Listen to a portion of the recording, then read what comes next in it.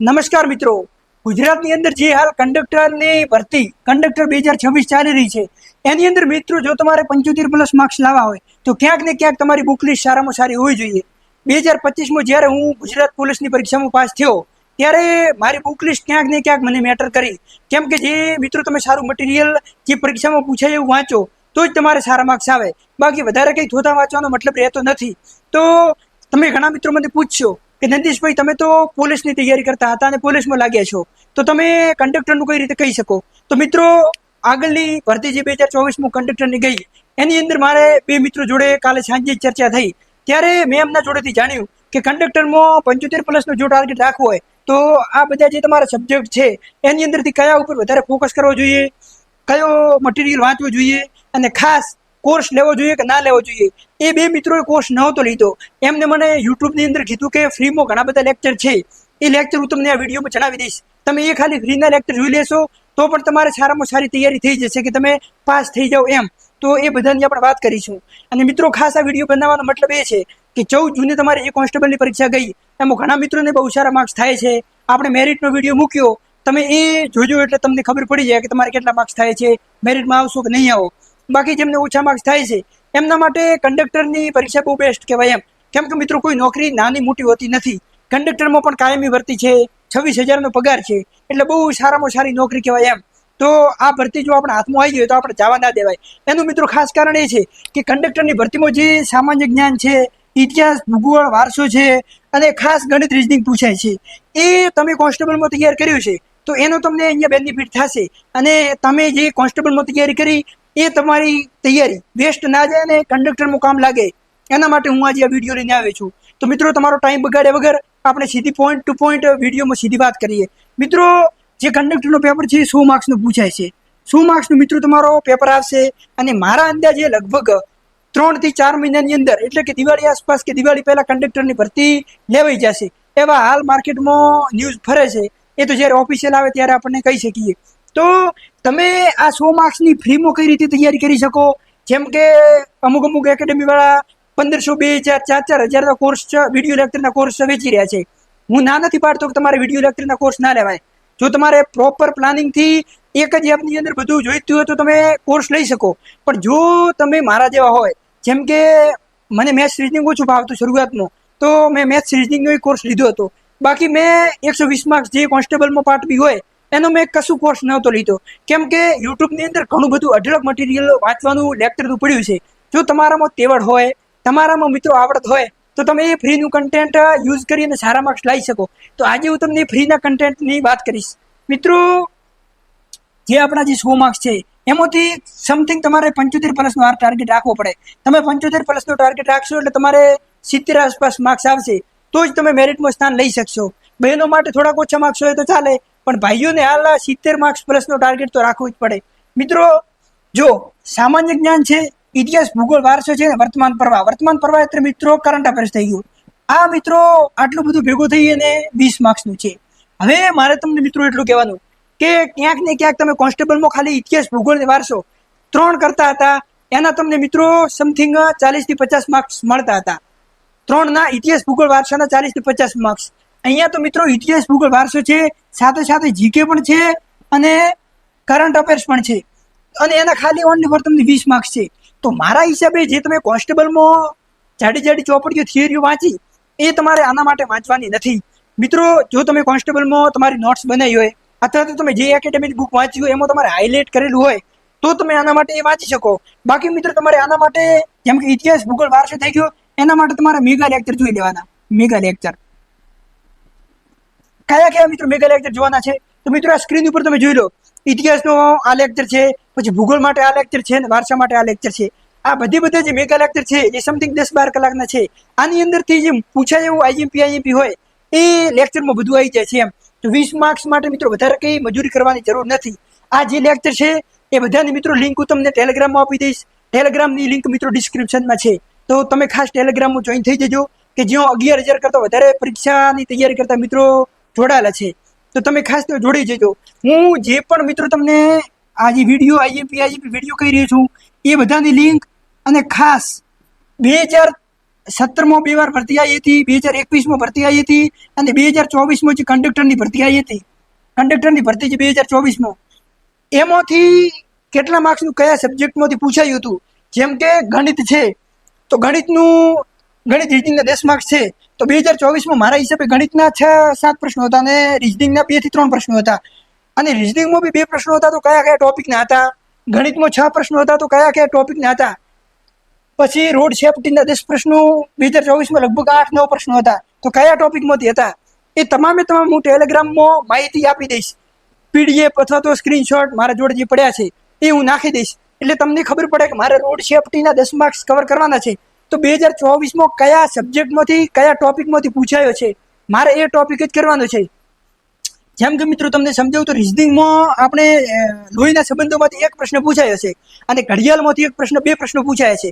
Just અંદાજે તમને કહું છું, લગભગ આ પ્રશ્નો હતા ને ટોપિક આ નતો, પણ ધારો કે આવા 2 ટોપિક પૂછાયા છે તો રીઝનિંગમાં ખાસ તમારે પહેલા આ 2 ટોપિક તો કરી જ દેવાના, કેમ કે એ ટોપિકમાંથી પ્રશ્નો પૂછ્યા છે એના પૂરેપૂરા ચાન્સ છે. તો ખાસ તમે ટેલિગ્રામમાં જોડી જજો, લિંક ડિસ્ક્રિપ્શનમાં છે, ત્યાં હું તમને આ તમામ લેક્ચરની લિંક અને ક્યાંથી કેટલું પૂછાયું એ તમામ પ્રોવાઈડ કરાવી દઈશ. પછી મિત્રો આપણે વાત કરીએ કે કરંટ અફેર્સ મિત્રો હાલ તમે ખાસ કરતા નહીં. ધારો કે તમને એવું લાગે કે પરીક્ષા 4 મહિનાની અંદર આવી જશે અને એવું કહી પણ શકીએ, તો હાલ જ્યારે જુલાઈ મહિનો ચાલુ થાય, 7મો મહિનો, ત્યારથી તમારે 1 તારીખથી કરંટ ચાલુ કરવાનું. કરંટ મિત્રો તમે કોઈ પણ એકેડેમીનું જે મેગેઝિન આવે મંથલી એ તમે લઈ શકો. એના કરતો મિત્રો એ જ ટેલિગ્રામમાં તમે જ્યાં જોઈન થશો ત્યાં હું IC રાજકોટ છે કે જેનો જે વીકલી PDF આવે છે કે જે મેં ખુદે વાંચી હતી અને મને કોન્સ્ટેબલમાં બહુ હેલ્પફુલ થઈ, તો એ તમે વાંચી શકો. એની તમે ઝેરોક્સ કરાવી અને વાંચી શકો અથવા તો PDF વાંચી શકો. એની PDF પણ હું દર અઠવાડિયે ટેલિગ્રામમાં મૂકું છું. પછી મિત્રો આપણે વાત કરીએ ઇતિહાસ ભૂગોળ વારસાની, તો એની અંદર તો તમે મેગા લેક્ચર જોઈ લેવાના. પછી જીકે છે તો જીકેમાં મિત્રો વધારે ડીપ નથી ઉતરવાનું. તમે કરંટ અફેર્સ કરશો IC રાજકોટનું કે કોઈ પણ એકેડેમીનું, એમાં તમારે મોટાભાગનું જીકે આવી જતું હોય, અથવા તો તમારી જોડે કોઈ બી એકેડેમીની જીકેની બુક હોય તો એના અંદર તમે નજર મારી શકો. પછી મિત્રો આપણે વાત કરીએ રોડ સેફ્ટીની, તો મિત્રો રોડ સેફ્ટી માટે જે 10 માર્ક્સનું પૂછાય છે એ 10 માર્ક્સ માટે મિત્રો બેબ સંકુલની અંદર અક્રમ સરે ઘણા બધા લેક્ચર જે આગળની ભરતીમાં મૂક્યા છે.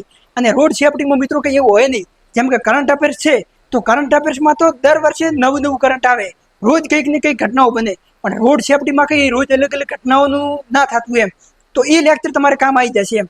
તો એની પણ હું ટેલિગ્રામમાં મૂકી દઈશ, એ તમે ખાસ લેક્ચર જોઈ લેજો. અને રોડ સેફ્ટી માટે અને આ જે નિગમ, ટિકિટ અને લગેજ ભાડાના પ્રશ્નો, એમના માટે બધાના જે લેક્ચર જે જોવાના હોય એ ફ્રીના લેક્ચર આ તમે સ્ક્રીન ઉપર જોઈ લો. આ તમે જોઈ શકો, વેબ સંકુલના છે, આ હું મૂકી દઈશ ટેલિગ્રામમાં. આના માટે મિત્રો જે બુક છે, એ મિત્રો તમે વેબ સંકુલની બુક લઈ શકો. આના માટે આ મોટર વ્હીકલ, પ્રાથમિક સારવાર અને કંડક્ટરની ફરજો, આના માટે અને નિગમ માટે અને આ રોડ સેફ્ટી માટે, આના માટે તમે વેબ સંકુલની બુક લઈ શકો. એના સિવાય મિત્રો લાસ્ટમાં હું તમને એક બુકનું કહીશ કે જેની અંદર આ 100 માર્ક્સ કવર થઈ જશે. એક બુકની અંદર 100 માર્ક્સનું કવર થઈ જશે. એવી પણ એક બુક છે અને એનું કન્ટેન્ટ બહુ સારું છે, એની પણ આપણે આગળ મિત્રો વાત કરીએ. તો ખાસ આ 3ની અંદર તમે વેબ સંકુલના વિડીયો જોઈ શકો અને વેબ સંકુલની બુક વસાવી શકો.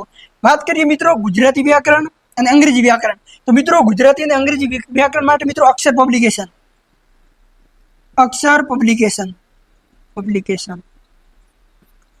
પબ્લિકેશનની મિત્રો જે વ્યાકરણની બુક આવે એ બહુ સારી હોય છે અને બહુ સારું અને સમજ પડે એવું છે. ગુજરાતીમાં પણ 10 પ્રશ્નોમાંથી સામાનાર્થી કેટલા પૂછાયા હતા, વિરુદ્ધાર્થી ક્યાંથી કેટલા પૂછાયા હતા, એ પણ હું ટેલિગ્રામમાં PDFમાં મૂકી દઈશ, તમે જોઈ લેજો. તો મિત્રો આના માટે તમે અક્ષર પબ્લિકેશન વસાવી શકો છો. અને આના માટે જો મિત્રો તમારે લેક્ચર ફ્રીમાં જોવા હોય તો અંગ્રેજી વ્યાકરણ માટે પણ એક સર છે, એનું મને નામ તો હાલ યાદ નથી, અહીંયા હું મૂકી દઈશ સ્ક્રીન ઉપર, તમે જોઈ લેજો. અને ગુજરાતી વ્યાકરણ માટે પણ વેબ સંકુલમાં એક સર છે, એ તમે જોઈ લેજો. પછી મિત્રો આપણે વાત કરીએ ગણિત રીઝનિંગ માટે. હવે મિત્રો ગણિત રીઝનિંગના 10 માર્ક્સ છે. તમને મિત્રો હું એક વાત કહું, તમારે મિત્રો આમાં જો 75+ માર્ક્સ લાવવા છે ને તો ક્યાંક ને ક્યાંક તમારે ગણિત રીઝનિંગ કમ્પ્લીટ હોવું જોઈએ.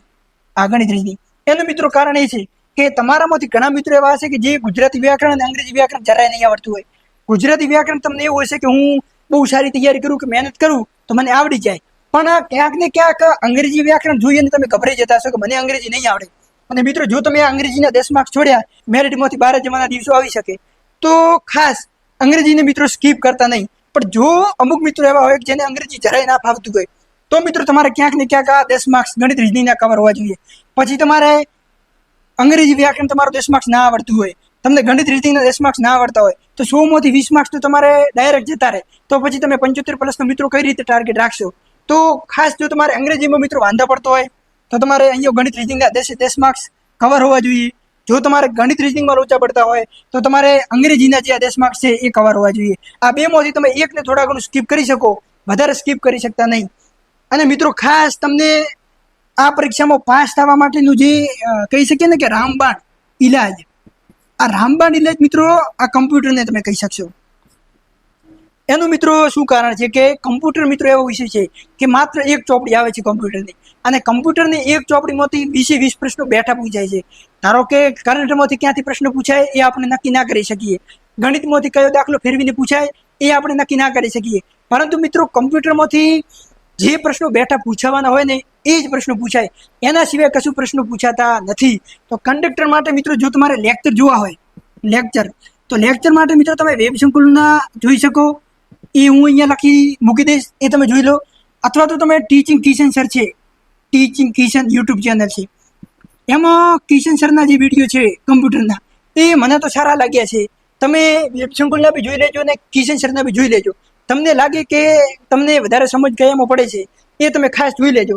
પછી મિત્રો આ કમ્પ્યુટરના 20 માર્ક્સ છે. તમે મિત્રો આમાં બહુ મહેનત કરશો તો પણ તમે આમાં 20માંથી 20 ક્યારે નહીં લઈ શકો.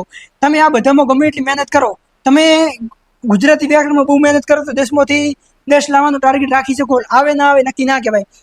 પણ જો મિત્રો મારા હિસાબે તમે મારું માનો તો ખાસ તમે ગુજરાતી વ્યાકરણ, અંગ્રેજી વ્યાકરણ, ગણિત રીઝનિંગ અને કમ્પ્યુટર, આ 4-5 એવા છે જે તમને રોકડીયા માર્ક્સ અપાવશે. તમે કોમ્પ્યુટરમાં બહુ સારી તૈયારી કરી હશે તો 20માંથી 20 માર્ક્સ, 18 માર્ક્સ, 19 માર્ક્સ આરામથી આવશે.